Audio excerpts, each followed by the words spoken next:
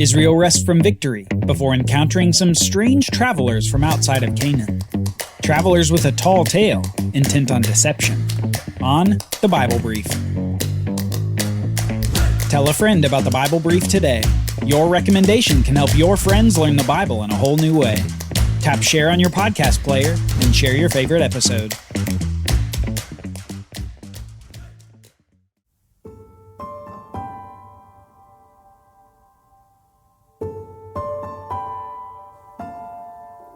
I am setting before you today a blessing and a curse.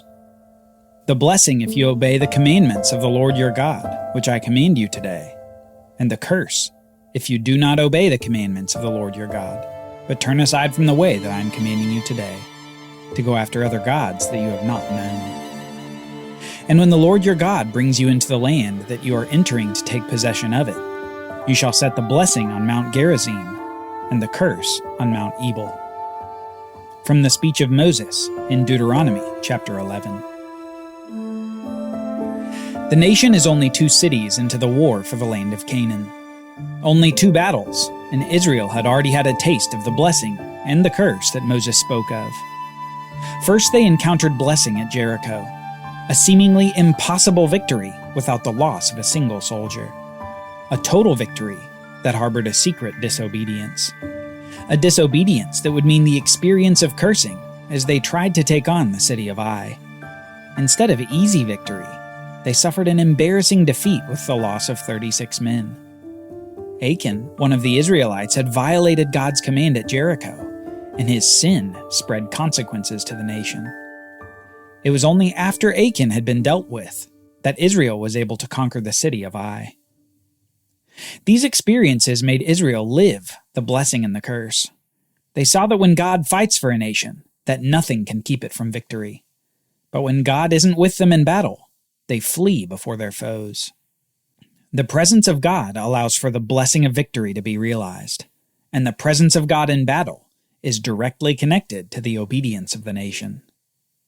Obedience would come with blessing in the land. Disobedience would come with cursing away from the land. This principle was so important that Moses mentioned it many times in his final speech to the nation. But he didn't just mention it. He commanded something about the blessings and the curses. He commanded that when the people finally do enter the land, that they were to go to 2 specific mountains in the land in order to perform a sort of ceremony, reminding them of the blessings and the curses that Moses had set before all the people. 6 tribes were to stand on Mount Gerizim, and 6 tribes were to stand on a mountain close by called Mount Ebal. Then the tribes were to shout the blessings and the curses to one another. There would be a shout, followed by a confirmation of the other tribes of Amen, or so be it. In this way, all the tribes would demonstrate their knowledge and accountability to the commandments of God. They couldn't say that they were unaware of the consequences of disobedience, nor could they claim ignorance of the wonderful blessings that would accompany obedience to the law of God. It was after the Israelites' eventual defeat at Ai that we finally head to the 2 mountains where this ceremony would be performed. We read this in Joshua chapter 8, starting in verse 30. At that time Joshua built an altar to the Lord, the God of Israel, on Mount Ebal, just as Moses, the servant of the Lord, had commanded the people of Israel, as it is written in the book of the law of Moses, an altar of uncut stones, upon which no man has wielded an iron tool. And they offered on it burnt offerings to the Lord, and sacrificed peace offerings. And there, in the presence of the people of Israel, he wrote on the stones a copy of the law of Moses which he had written. And all Israel, sojourner as well as native-born, with their elders and officers and their judges, stood on opposite sides of the ark before the Levitical priests, who carried the ark of the covenant of the Lord. Half of them in front of Mount Gerizim, and half of them in front of Mount Ebal, just as Moses, the servant of the Lord, had commanded at the first, to bless the people of Israel. And afterward Joshua read all the words of the law, the blessing and the curse, according to all that is written in the book of the law. There was not a word that Moses commanded that Joshua did not read before all the assembly of Israel, and the women and the little ones, and the sojourners who lived among them. just as the law and the blessings and the curses were heard outside the land of Canaan. Now, after the first battles, they were reaffirmed. The law was copied and read aloud, and everyone heard it. Everyone. Not just the native-born Israelites, but even those who had joined Israel. People like Rahab's family, who were hearing the law for perhaps the first time. And they, along with Israel, said, "Amen," as all was read and affirmed. Obedience would come with blessing in the land. Disobedience would come with cursing away from the land. All Israel heard the law that day, but it turns out there were probably some spies in their midst as well. Someone else had learned of the law of Israel, and they were set to take advantage of this new knowledge. These people were the Gibeonites. Let's read Joshua chapter 9, beginning in verse 3. But when the inhabitants of Gibeon heard what Joshua had done to Jericho and Ai, they on their part acted with cunning, and went and made ready provisions, and took worn-out sacks for their donkeys, and wineskins worn out and torn and mended, with worn-out patched sandals on their feet, and worn-out clothes. And all their provisions were dry and crumbly. And they went to Joshua in the camp at Gilgal, and said to him and to the men of Israel, "We have come from a distant country, so now make a covenant with us."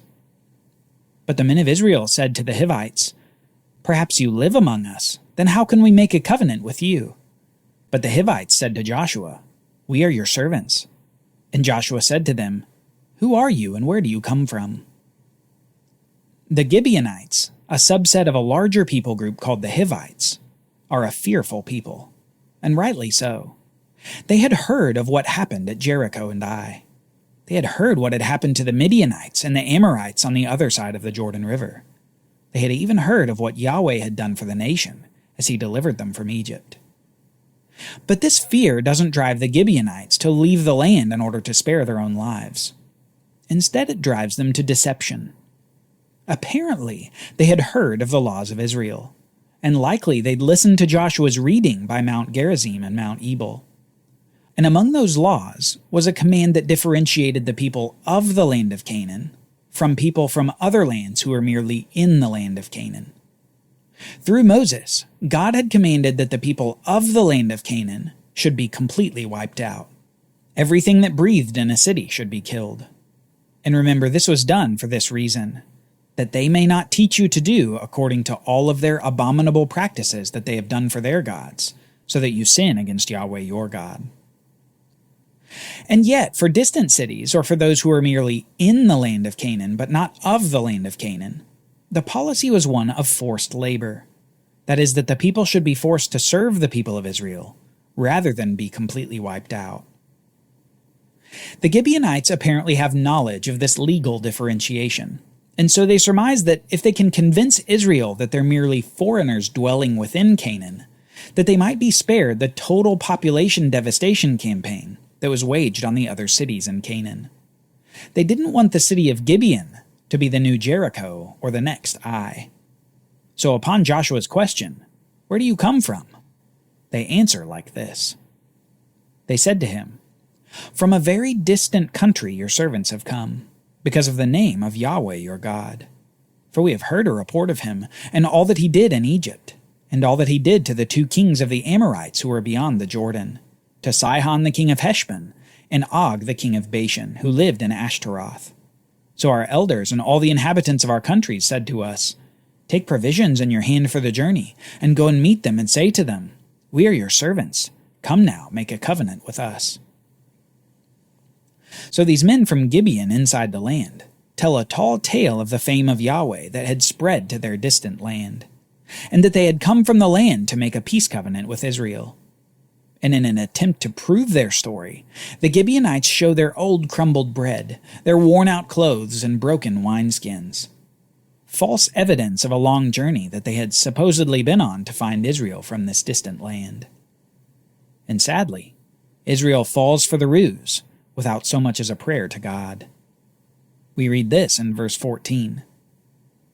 "So the men of Israel took some of their provisions, but did not ask counsel from the Lord. And Joshua made peace with them, and made a covenant with them to let them live. and the leaders of the congregation swore to them. The Bible itself gives us a sense of the foolishness of Joshua and the Israelites in this moment. They're so convinced by this false story that they don't even ask God what to do. They had sense enough to inquire deeply into these people who wanted to make a covenant with them, but they failed in not seeking counsel from the Lord about them. The failure of Israel is foolish indeed. They agree to a peace covenant with those they are supposed to destroy, and they make a forbidden covenant with the people of the land of Canaan. But no sooner had they made the covenant than the truth comes to bear. At the end of 3 days after they had made a covenant with them, they heard that the Gibeonites were their neighbors and that they lived among them. And the people of Israel set out and reached their cities on the 3rd day. Now their cities were Gibeon, Chephirah, Beeroth, and Kiriath Jearim. But the people of Israel did not attack them, because the leaders of the congregation had sworn to them by the Lord, the God of Israel. Then all the congregation murmured against the leaders. The truth comes out that the Gibeonites are actually people of the land, and this truth causes an immediate crisis among Israel. It was apparent to all that Joshua and the leaders made a forbidden covenant. You can imagine the trepidation of the camp upon finding that out. Would God punish them for this unknowing breach of the law in making this covenant? Could they annul the covenant even though they'd sworn to uphold it by the name of Yahweh? Should they just kill all the Gibeonites as they should have done in the first place? Well, the leaders decide to uphold the covenant because they had sworn by Yahweh himself to uphold it. Joshua summoned the Gibeonites, and he said to them, "Why did you deceive us, saying we are very far from you, when you dwell among us? Now therefore you are cursed, and some of you shall never be anything but servants, cutters of wood and drawers of water for the house of my God." They answered Joshua, "Because it was told to your servants that for certainty the Lord your God had commanded his servant Moses to give you all the land, and to destroy all the inhabitants of the land from before you. So we feared greatly for our lives because of you, and did this thing.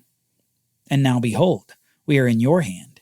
Whatever seems good and right in your sight to do to us, do it." So he did this to them, and delivered them out of the hand of the people of Israel, and they did not kill them. But Joshua made them that day cutters of wood and drawers of water for the congregation, and for the altar of the Lord to this day, in the place that he should choose. The Gibeonites cast themselves at the mercy of Joshua. They had seen the desire of the Israelites to just kill them and be done with it, and they appeal to Joshua to do what seems right to him.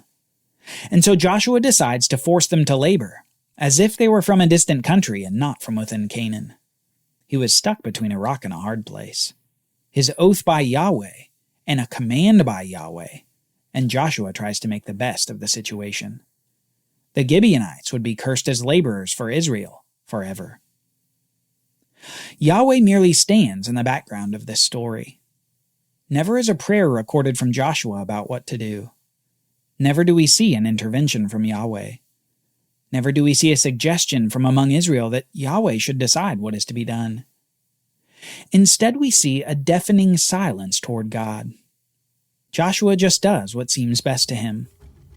And in this, we get a preview of an era that's to come for Israel. An era when everyone does what is right in their own eyes. But in the midst of this event at Gibeon, other things are happening in southern Canaan. An alliance is forming against Israel. People are gathering together for Israel's toughest military test yet. No more are there just cities fighting for themselves. Instead, they're forming an army of multitudes. Join us next time as we see the great battle between Israel and the Southern Alliance on a day that the world will never forget. The longest day in recorded history. The Bible Brief is brought to you by the Bible Literacy Foundation, dedicated to helping people like you learn the Bible. Copyright Bible Literacy Foundation 2023.